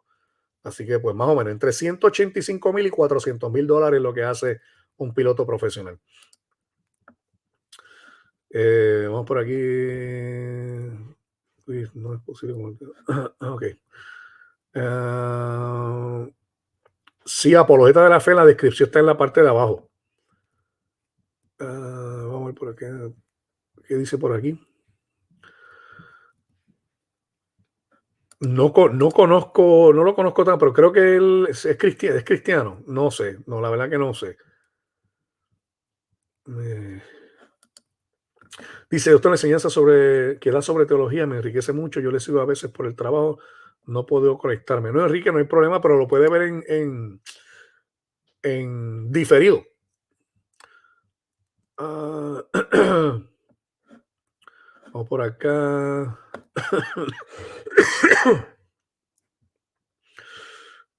Rosy pregunta, buen día. Ayer me preguntaron qué significa realmente lo que dijo Jesús de amar al prójimo como a sí mismo. Yo expliqué y quiero ver si contesté bien de acuerdo a su opinión. Pues, Rosy, generalmente mi opinión es eso, mi opinión. Ahora, si usted me dice, haga un exégesis, pues yo puedo darle la opinión del concepto académico, pero cuando vemos el concepto de amar a Dios sobre todas las cosas y a nuestro prójimo como a nosotros mismos, tenemos que entender de que el hombre fue creado a imagen y semejanza de Dios, lo que se llama el imago Dei, como un ser que es creado a imagen y semejanza de Dios, refleja nuevamente un atributo de Dios que nuevamente son atributos comunicables. Por ende, tiene un valor intrínseco una persona, no solamente ante Dios, sino debe tener ante los demás. Así que amar a una persona como nosotros mismos, nuevamente, usted no se ofende a usted mismo, usted no se maltrata a usted mismo, pues usted no debe hacer eso con otra persona porque de hecho la Biblia dice claramente, ¿verdad? No habléis mal de un hermano y no juzgues a un hermano. El que habla mal de un hermano y juzga a un hermano, habla mal de la ley y juzga la ley, pero en cambio solamente hay un juez que la puede dar. Y en cambio, ¿tú quién eres para hacer eso? Eso Santiago 4:11 menciona sobre eso. Eso no implica que nosotros no podamos juzgar herejías, ¿verdad? Pero no debemos nosotros eh, maltratar o tratar de suicidar o matar a una persona, ¿no? Amar a una persona como a sí mismo, nuevamente usted pues le desea el bien a otra persona. Pero eso es mucho más profundo de eso y tiene que ver con el Imago Dei. Suba un curso de cómo ser piloto. Deban, eso es bien difícil. Vuelvo y digo, yo llevo 25 años en eso y para hacerse piloto hoy en día se cobra bueno, pero para usted hacerse piloto tiene que gastar primeramente para usted conseguir la licencia en los Estados Unidos de piloto. Usted va a gastar fácil $120,000 para sacar las licencias de piloto. Y por eso es que no hay muchos pilotos. A menos que usted sea un piloto que salga de la milicia o que lo haga a fuerza de préstamos estudiantiles y al final termine con una deuda casi millonaria. Y usted pues la va a pagar poco a poco, pero pues, ese fue mi caso, ¿verdad? Yo debo más de $250,000 en préstamos estudiantiles. eh, y los estoy pagando, los voy a pagar poco a poco, ¿verdad? Mi salario, cobro un salario bueno, pero ese es el precio que usted tiene que pagar si desea ser piloto. Es una carrera hermosa, preciosa, es bien técnica, hay que estudiar muchísimo, pero mírenme lo que yo estoy aquí. Yo a veces tengo 20 días libres en el mes y me da tiempo para predicar el evangelio a Cristo y este crucificado. Y en eso yo le doy la gloria a Dios, que mi trabajo me permite tener mucho tiempo libre para estudiar y para compartir con ustedes todos estos videos de teología. Vamos a ver por aquí. De hecho, sí, Rosy, totalmente, totalmente. Si usted no se ama a sí mismo, usted no puede amar a otros. Claro que sí, estoy de acuerdo con usted. Sí, la vi ayer precisamente. Y miren, lo que sucede es que hoy en día muchas personas juegan los juegos estos de computadora y usted aprende por lo menos ciertos aspectos técnicos de cómo usted puede volar un avión, pero también el control de tráfico aéreo que tenía le estaba diciendo lo que tenía que hacer. ¿Se pudieron haber matado? Claro que sí, pero gracias a Dios salieron sin ningún tipo de eso, de daño. Alexander, desde Colombia, Dios te bendiga. Claro, Rosy, Dios le bendiga.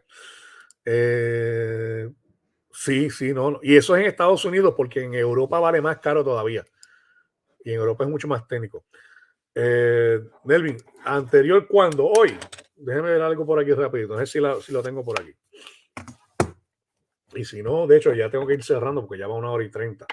Vamos a ver por acá. Vamos a ver. No la tengo. No la tengo, no la tengo, no la tengo. Acuérdese que tiene que escribir bien el correo electrónico Christ de Cristo en inglés, apologetics@gmail.com. Dice, doctora, la licencia de piloto privado, la que dicen como deporte, es mucho más económica. La licencia de piloto privado es la primera que se toma. Esa licencia le va a costar como unos 8,000 a 10,000 dólares más o menos. El mínimo son 40 horas de vuelo, pero nadie la hace en 40. Generalmente le toma como 70 horas de vuelo a la persona y las horas cuestan a $125 por hora. Pues 70 por 125, más o menos entre $8,000 más o menos le va a costar esa licencia. Pero con esa licencia usted puede volar avionetas pequeñas, pero no puede cobrar por ser piloto. Para cobrar para ser piloto usted tiene que sacar la licencia de instrumento, la licencia multimotor y después la licencia de comercial. Y estamos hablando de mínimo como 400 horas de vuelo.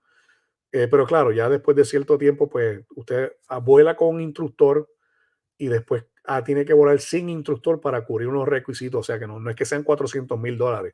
Se le van a ir $120,000 para ser piloto. Sí, Omar, yo saqué mi licencia de transporte ahí. Y no, exacto, no es una pregunta teológica, pero nada. ¿Qué dice aquí? Déjame ver. Doctor, de hecho, si hay alguien en Twitch que quiere hacer una pregunta, yo contesto en Twitch también. Dice, doctor, acá en mi ciudad algunas iglesias se centran mucho en las ministraciones. Eso de orar por la gente, ponerles manos, ungirles con aceite, todas estas cosas, ¿de dónde vienen? Bueno, orar por otras personas es bíblico. La Biblia dice que oremos los unos por los otros. Poner las manos, ahí la cosa cambia porque eso es para cuando se va a la ordenación. Pablo en un momento habla de Timoteo, recordándole que él fue llamado al ministerio nuevamente, el pastorado, en la cual le fueron impuestas las manos en cuanto a eso. El de ungir con aceite en Santiago nos habla a nosotros que si hay alguien enfermo entre vosotros, llame a los ancianos y úngales con aceite. Así que de ahí donde viene de Santiago, el concepto de orar por los otros, si la Biblia lo menciona, el de imponer las manos, ahí ya la cosa cambia un poquito. Doctor, perdóneme que todavía estoy con los efectos de esta enfermedad. Cuando mencionas sobre las 10 vírgenes, mencionas escatológico sobre la salvación o culturalmente el pueblo de judíos. Enrique, ambas cosas. Se menciona de una perspectiva escatológica, pero también recordaremos que las vírgenes son representadas también el concepto de la boda y cómo se lleva a cabo. Hay un video que yo tengo que se llama Dios de Pactos y hablo y explico nuevamente el contexto cultural de la cuestión de las vírgenes. Dice, ¿siempre tuvo buena memoria o esta le fue mejorada con el tiempo? Gracias, Devan. No, ahora se me están olvidando las cosas, ya me estoy poniendo viejo. No, generalmente yo tuve buena memoria y uno de los requisitos para ser piloto es que usted tenga una memoria casi fotográfica. ¿Y porque eso es importante? Porque nuevamente usted a veces está en el aire piloteando y usted está escuchando dónde hay otros aviones en diferentes lugares.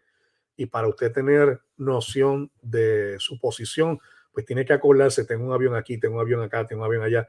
Y eso con la lectura y con el estudio se va afinando mucho más. Pero era innato antes de yo estudiar ser piloto, que yo tenía ese sentido de, por ejemplo, si alguien me llevaba a algún lugar y después yo regresaba, yo podía ir a ese lugar nuevamente porque me acordaba fotográficamente, bueno, mire, tengo que doblar en esta esquina, ya había una tienda, ya había un carro color azul, aquí había un hoyo en la carretera. Todo ese tipo de detalles trataba siempre de memorizármelo y funcionaban. Después empecé a tomar unos estudios de cómo se puede mejorar la memoria y eso hay un proceso para usted ayudar con la memoria. No implica que después con la edad uno pues se vuelva un poco más lento, pero todavía uno puede aplicar ese concepto de tener memoria fotográfica.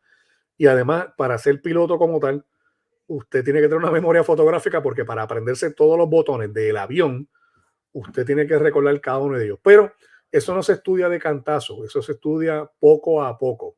Y como alguien me dijo un día, ¿cómo uno se come un elefante? Y yo me puse a pensar y después yo dije, bueno, un bocado a bocado. Y así mismo pasa. Hay muchas cosas que son bien grandes, pero usted poco a poco, y así pasa con la teología sistemática, así aplica también si usted se quiere aprender versículos bíblicos, usted lo hace nuevamente poco a poco y con el tiempo va desarrollando esa habilidad. Un libro para estudiar posiciones escatológicas. Adán, déjame ver si lo puedo sacar aquí, si lo tengo aquí a la mano. Vamos a ver. Está en inglés, no sé si está en español. Déjeme ver. ¿Dónde está? Bueno, hay posiciones sobre el rapto y es este libro que está aquí. Ay. Este que está aquí. Se llama El rapto, está la posición pre-tribulacional, post-tribulación y la pre-wrath, ¿cómo se dice pre-wrath? Prejuicio. A eso, está ese libro también. Y esto lo escribe Craig Blason, Alan Humboldt y Douglas Moo. Douglas Moo es un gramatólogo y teólogo.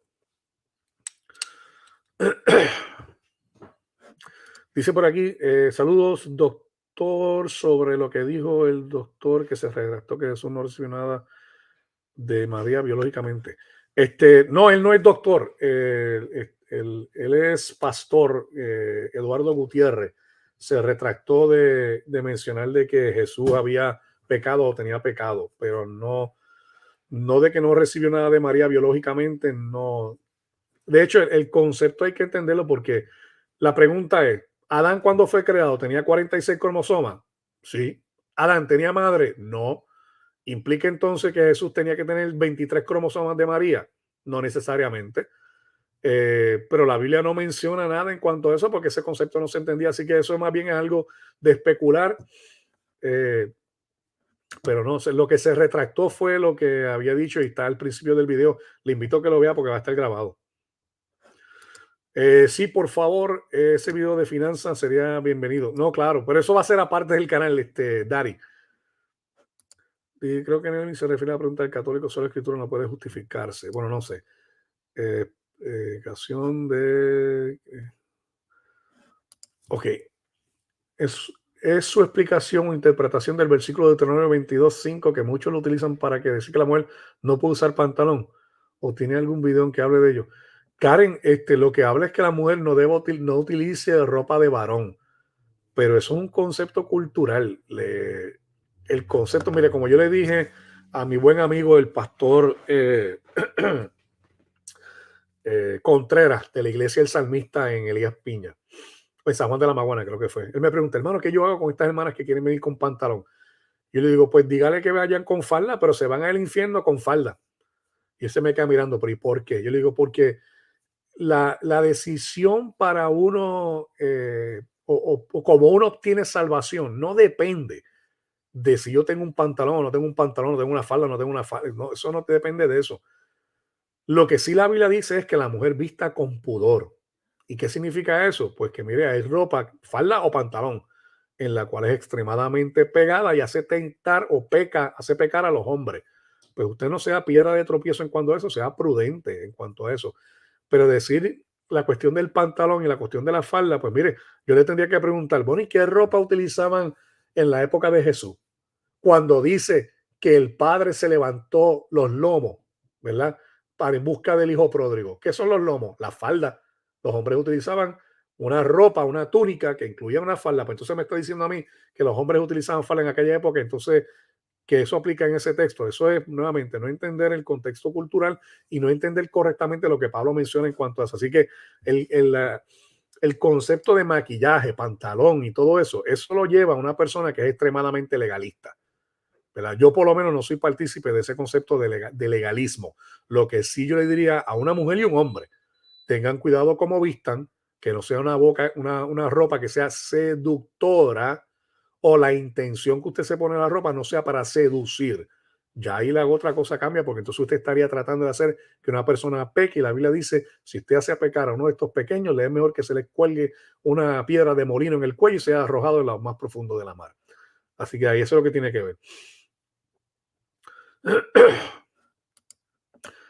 La licencia de piloto privado se puede cruzar el país, sí se puede cruzar, pero tiene un límite con la licencia de piloto privado, creo que son 50 millas náuticas. Después con la licencia de comercial usted puede hacer vuelos más allá. Yo mi vuelo de comercial lo hice desde la isla de Puerto Rico hasta la ciudad hasta a la isla de Antigua. Y después hice otro desde la ciudad de San Juan, en Puerto Rico, yendo a la capital en la República Dominicana. Y ahora pues hago vuelos de enormes, voy desde la Florida hasta el Perú y desde la Florida hasta California. Yo cruzo ahora todos los Estados Unidos, también voy a Baja California, bueno, todos los Estados Unidos, Baja California, voy a México, a Cancún, eh, Panamá, Costa Rica, Ecuador, Colombia. En Colombia vamos a 3 lugares: Jamaica, Puerto Rico, República Dominicana, San Tomás, Santa Cruz, San Martín, Aruba. ¿A dónde más viajo? Eh, Ecuador, lo más que bajamos hasta el sur de nuestra compañía es hasta el Perú, hasta Lima. Y en la compañía anterior viajé todas las islas del Caribe. Aruba, Bonaire, Curazao, Antigua, Granada, San Martín, Trinidad, Tobago, San Vicente, Guadalupe, Martinica, Dominica, todas esas islas las he visitado.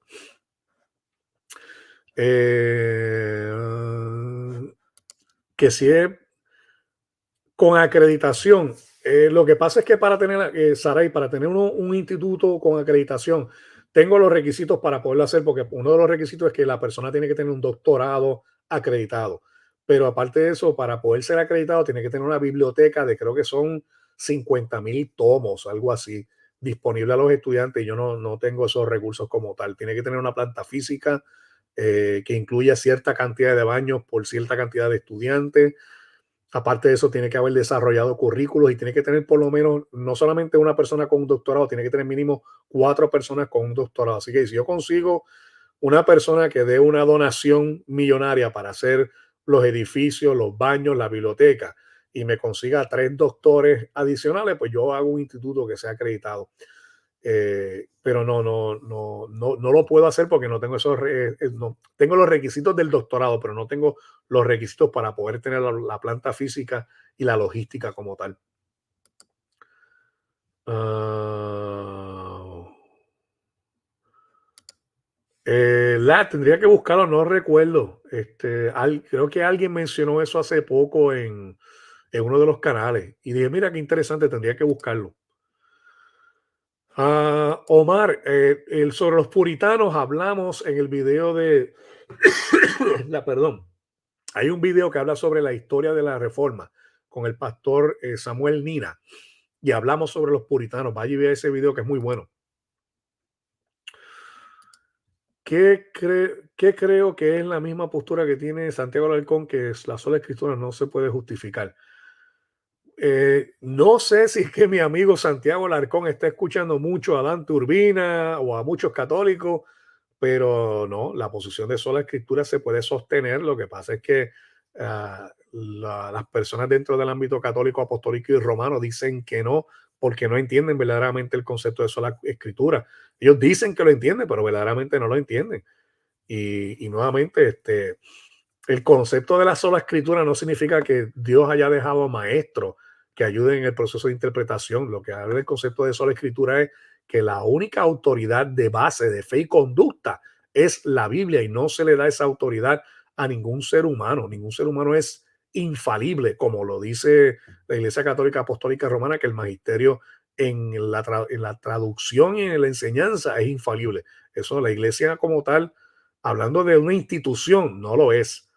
No lo es, por ende, es sola escritura.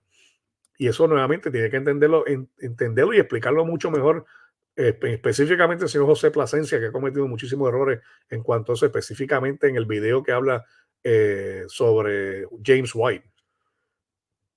Que si he escuchado al doctor Bolañez, sí lo he escuchado, pero no estoy familiarizado tanto como él. Wilber, Dios te bendiga, un saludo.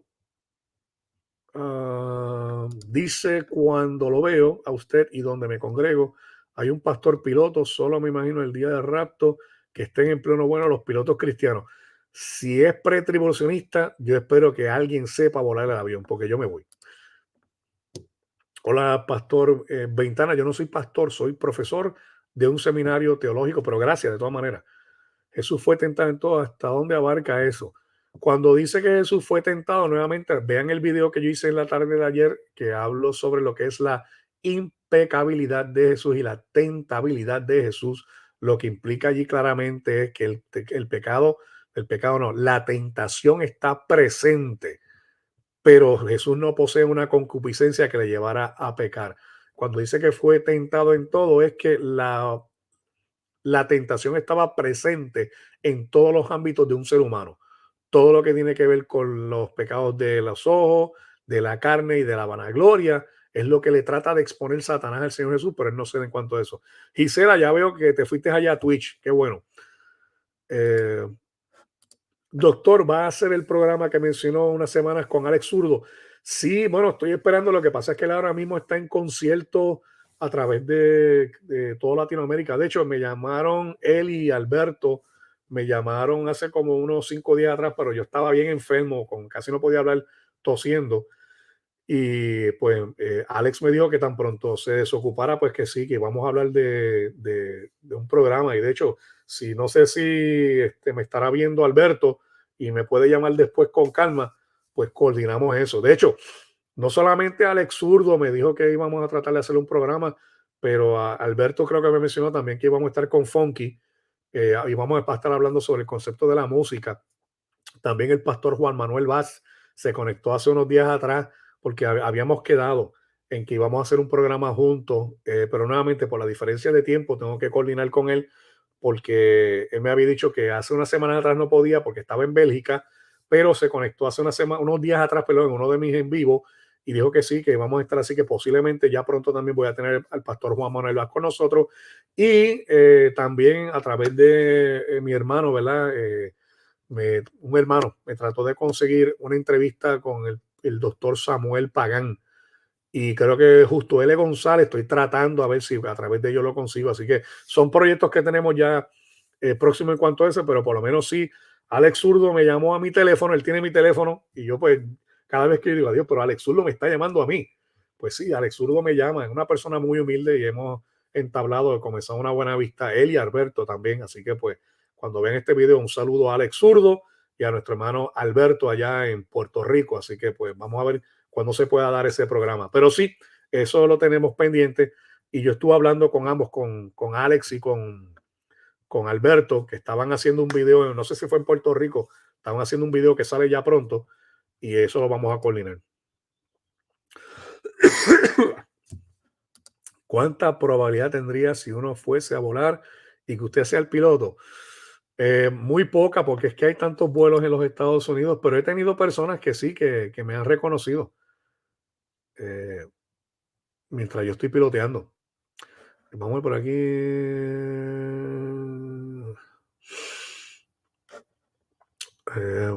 ¿Qué dice por aquí? Los católicos nos enseñan que la sangre de Jesús es de María. Eso es debatible. Nuevamente, Adán cuando fue creado, ¿tenía sangre? Sí. ¿Adán recibió sangre de su madre? No. ¿Cómo se puede justificar la sola escritura? Melvin, el problema es que eso es lo que dicen los católicos, que se habla que sola escritura viene desde el siglo XVI. Bueno, se define dentro de la Reforma, dentro de las 5 solas, pero el concepto está plasmado desde mucho antes. Dice la palabra en Timoteo, ¿verdad? Que toda escritura es inspirada por Dios y útil para enseñar, para redarguir, para instruir en justicia, a fin de que el hombre de Dios sea enteramente preparado, perfecto para toda buena obra. La misma Biblia dice, esta es la palabra profética más segura, y no le da una autoridad a ningún hombre como tal. Por ende, el concepto de sola escritura sí lo vemos puesto como definido como sola escritura en el siglo XVI de la Reforma, pero el concepto precede a la Reforma como tal. Dice, doctor, el versículo de 2 Corintios 5:20, que somos embajadores de Cristo, por tanto tenemos que vestirse eterno y con corbata, si no está caído de la gracia. Bueno, eso es falso, nuevamente, porque las corbatas no vienen a ser usadas, sino hasta posterior después de alguna, no recuerdo la época que era, pero no necesariamente. Cuando dice que somos embajadores, significa en nuestra forma de comportarnos. Y nuevamente, nosotros no podemos tomar los anteojos del siglo XXI y decir que un embajador se viste con corbata y ponerlo y leer el texto bíblico y decir que eso es lo que significa, porque eso es una eisesis. Así que no, lo que habla más bien es el vestirse nuevamente de una manera correcta. Los cristianos no deberían tener la obligación de leer y escribir en arameo el idioma de Jesús. Bueno, no deben tener la obligación, ¿no, Juan? ¿Por qué van a tener la obligación si nuevamente hubo hombres de Dios que tradujeron la palabra? Y arameo era el idioma común, pero el hebreo es el idioma verdaderamente que se hablaba. Y nuevamente vemos en la Biblia que las personas que escribieron, que conocían arameo y hebreo, escribieron la Biblia en el Antiguo Testamento mayormente en hebreo, no en arameo. El Nuevo Testamento cita algunas palabras en hebreo y algunas palabras en arameo, pero se escribe en griego. Y la pregunta que tenemos que hacer, si el Espíritu Santo inspiró la palabra que tenemos, que sabemos que sí, y fue escrita en griego en el Nuevo Testamento con algunos pedazos de arameo y hebreo, pues entonces tenemos que decir que fue el mismo Espíritu Santo que decidió hacer eso de esa manera. Castor de Cristo, bendiciones. Le pregunto, ¿la salvación se puede perder? Eh, no, uno no pierde la salvación una vez que uno es salvo. Por lo menos esa es mi posición. Hay personas que piensan que sí, yo entiendo que no. Yo creo que cuando el padre le da las ovejas al hijo, el hijo le hace una promesa al padre. En el libro de Juan dice, y ninguna de estas ovejas que me has dado, yo perderé alguna de ellas. Él no va a perder. Jesús dijo que no iba a perder a ninguna de las ovejas. Así que si uno es oveja, Jesús prometió al Padre que ninguna de esas ovejas la iba a perder. Y si alguien se pierde, Jesús era un mentiroso. Aparte del sello del Espíritu Santo, en Efesios capítulo 1, versos 13 y 14, dejaría de ser el Espíritu Santo si se pierde una persona. Además, primera de Pedro capítulo 1, verso 5, somos guardados por el poder de Dios para salvación. Hay un poder sobrenatural que nos guarda a nosotros en nuestra salvación. Así que una vez que una persona se salva, esa persona no se pierde. Claro, no estoy hablando del concepto de salvo, siempre salvo, en el que las personas dicen, pues una vez que se salva tiene licencia de pecar. Esa persona no es salva. Eso no es una licencia de pecar. Exactamente. Exactamente. Estoy totalmente de acuerdo con usted, Luis. Dice, siempre es bueno conocer idiomas originales de la Biblia, pero obligación, exacto, no es una obligación. Es bueno conocer los idiomas originales de la Biblia porque cuando usted hace una buena exégesis, se da cuenta por qué muchos comités de traducción tradujeron la palabra como la tradujeron. Gloria a Dios que se está mucho mejor y ahora podrá hacer ese programa con Lex Zurdo. Sí, vamos a ver cuándo podemos. Le pregunto si la salvación se puede perder. Es un tema que algo extenso, pero usted puede ministrar dentro de la congregación no estando ungido. Bueno, lo que pasa es que tiene que definir que usted se refiere con ungido. Ungido de haber sido sellado con el Espíritu Santo o haber sido puesto con aceite para la ordenación. Bueno, se me pasaron aquí los comentarios. Jonathan dice, ¿por qué Lutero rechazaba el libro de Santiago? Que le fue lo que no comprendía y si se retractó. No he leído el concepto de Lutero. Sé que él rechazaba el libro de Santiago, pero no recuerdo por qué. ¿Recomienda la Biblia reformada? Sí, alguna de ellas. La de R.C. Sproul, sí. La Biblia de Expositor, sí, la recomiendo. José Rafael Rosado dice, saludos hermano, doctor y aviador, piloto, capitán, comandante de los aviones Airbus A321 y los... José, bájeme el rango y súbame el sueldo, por favor. Son muchos títulos. Siempre es bueno aprender cosas que nos ayudan a entender mejor las escrituras, claro que sí. Felipe, buenas tardes. Ya sí pasó por la tarde. Wow, sí, ya es por la tarde. ¿Cuánto tiempo llevamos? Llamamos para 2 horas, ya me tengo que desconectar, amado. Existe un ángel de la muerte como tal. La Biblia dice claramente que quien tiene potestad sobre la vida y la muerte es Dios. Vamos por aquí de nuevo. Buenas tardes, Judas. ¿Y Judas quién lo escogió? Pablo, lo que pasa es que ese concepto nuevamente, Dios puede escoger, pero el que escoja no significa que sea una persona que se salvó. No dice la Biblia claramente que Dios escogió a su siervo Ciro y Ciro era salvo. No. Así que el concepto de escoger como tal hay que cuantificarlo bien.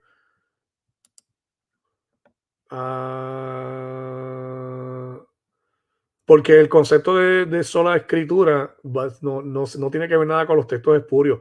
Y cuando se habla de textos espurios, nuevamente, no violan en cuanto a nada que tiene que ver con la teología. Y las supuestas variaciones que hay son variaciones mínimas. Una letra aquí, una letra allá. Eso no tiene que ver. Y además, el concepto sola escritura lo que habla es de que la autoridad final es la palabra de Dios. No tiene que ver nada con la crítica textual. Dice, ¿es posible el linaje de David en Jesús si por él no corre su sangre?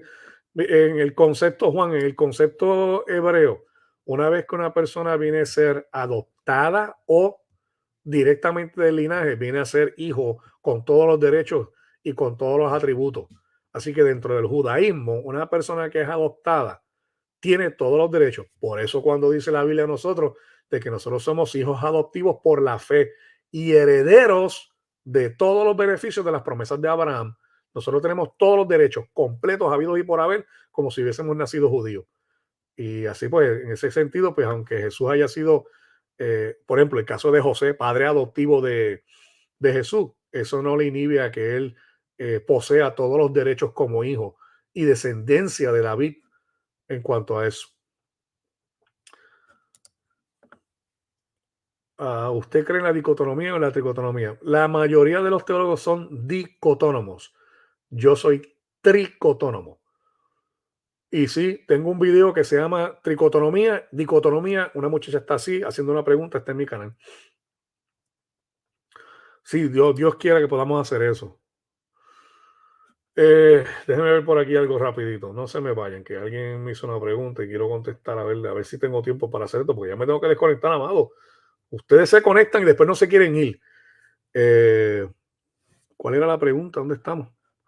Yo creo que yo estaba hablando de eso ayer.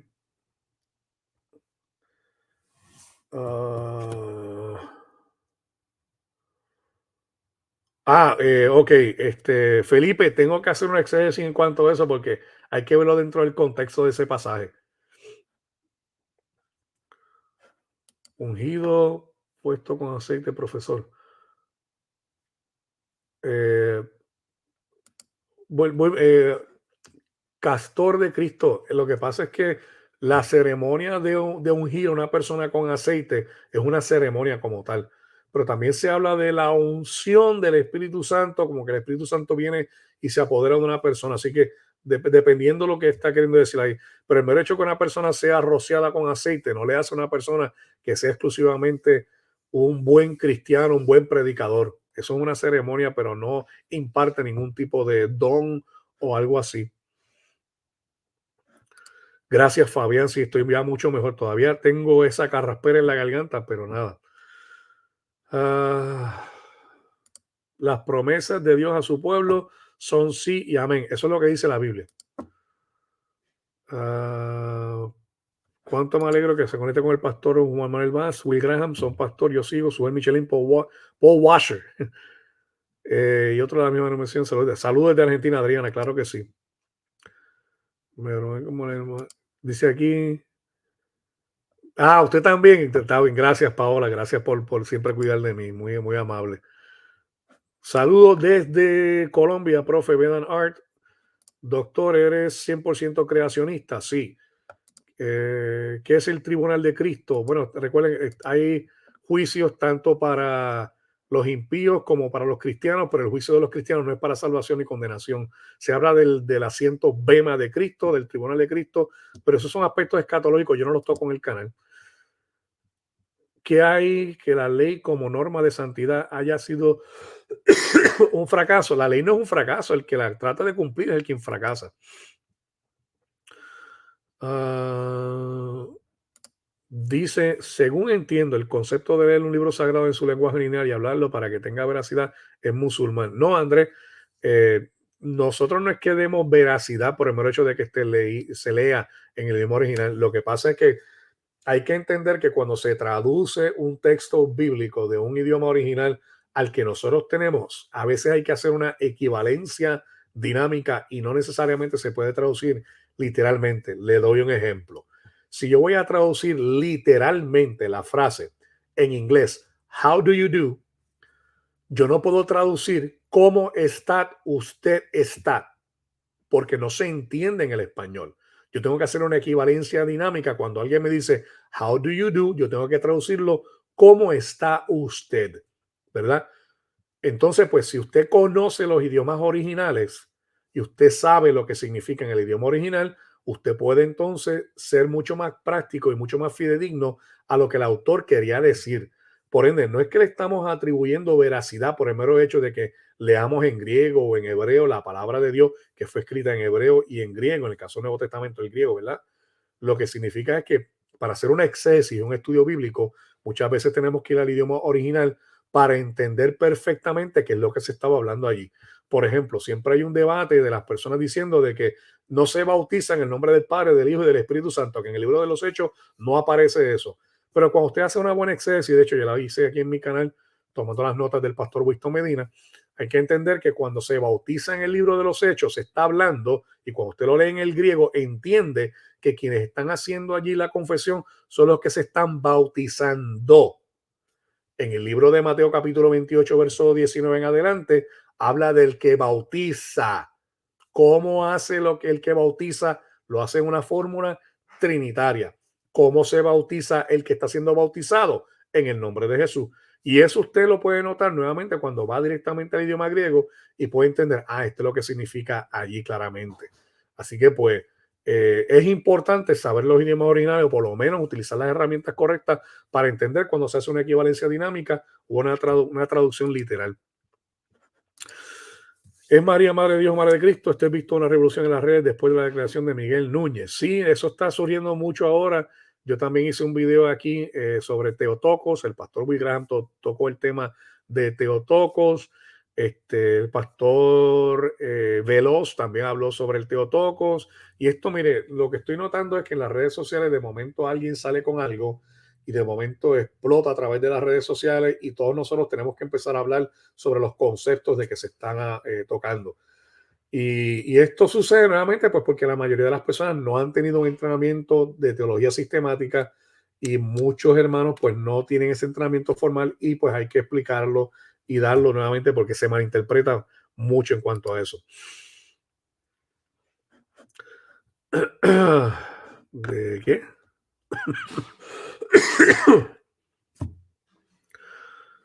Dice, doctor, cuando recién me cometí, nos enseñaban que Satanás tenía potestad de llevarse a los que son suyos, es decir, al que él decía sobre la muerte, los que le pertenecen, eso me confundió. María, sí, eso es lo que se mencionaba anteriormente, pero la Biblia dice que triunfó sobre ellos el Señor Jesús, exponiéndolos públicamente en la cruz, y toda potestad en los cielos y la tierra le es dada al Hijo.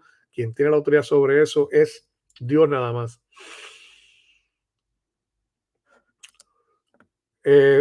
Pablo, pero es que nuevamente, ¿para qué lo escoge?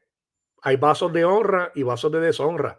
Escoger no implica directamente que es para salvación. Doctor pregunta, la venida del Hijo del Hombre en Mateo 24 tienen que ver con el mismo suceso. Eso muchas personas dicen que sí, muchas personas dicen que no. Yo no lo toco nuevamente. Cuando toquemos eso en el ámbito de escatología, en la teología sistemática, lo hablamos, porque hay personas que son demasiado dogmáticas con el término. Amén. Paola, sí. No, ya empezaron por ahí las hermanas. Gracias, muy amable, muy amable. Mira, aquí está la copia del video tricotónomo o dicotónomo. Yo lo decía en el concepto de que alguien de la necesidad de hablar en arameo. No, no hay necesidad ni de hablar en arameo, ni en hebreo, ni en griego. Para estudiarlo debería conocerlo, sí. Amén. Doctor, ¿qué opina del dispensacionalismo? Que la iglesia no le enseñó por mucho tiempo.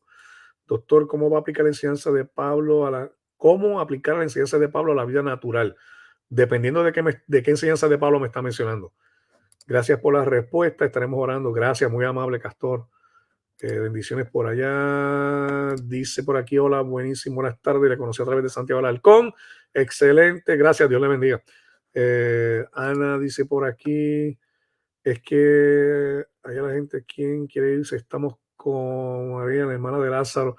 No, pero María estaba a los pies del Señor. Yo no soy igual que el Señor, yo soy pecador. Ya se va tan rápido, ¿cómo que dura poquito, Gisela? Si voy para 2 horas. Lo importante de entender el lenguaje y las traducciones lo podemos poner en el concepto en inglés de begotten en el término griego. Exactamente, sí, en el concepto de engendrar. Y de hecho, hay que nuevamente entender que el lenguaje nace, madura, muere y cambia. Eso hay que entenderlo también.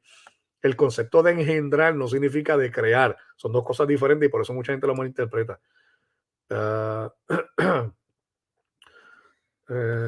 Jorge, ¿qué libro recomiendo? Jorge, si ve el video completo, recomendé un sinnúmero de libros. Ok. Jorge, bueno, por aquí, dice por acá. Harry, acabo de ver tu mensaje. Buenas tardes, Dios te bendiga, perdón, está desconectada, estoy bregando con mi sobrino. Sí, hay posibilidad, claro que sí, Harry. Hablamos después.